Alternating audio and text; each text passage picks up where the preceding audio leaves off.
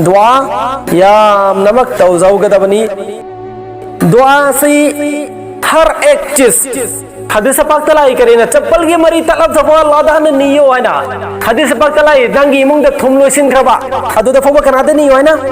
अल्लाह दा ने नियो है ना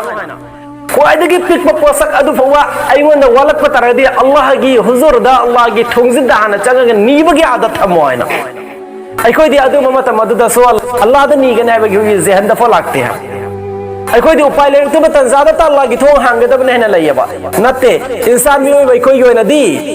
अई चप्पल की मरी ना थो कि फोदा अल्लाह दा नी रकन हचिन बसे अई आदत होय गदो बने। दुआ यामनमक तौजौगदबनी।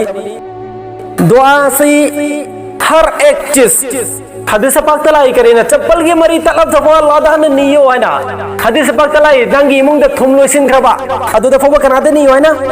अल्लाह दा ने नियो है ना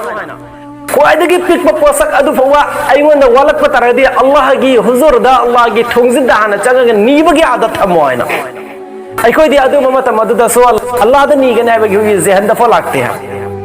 अखोय दी उपाय लेते बतन ज्यादा ता अल्लाह की थोंग हांगे दब ने लयबा नते इंसान मी वई कोई गोय नदी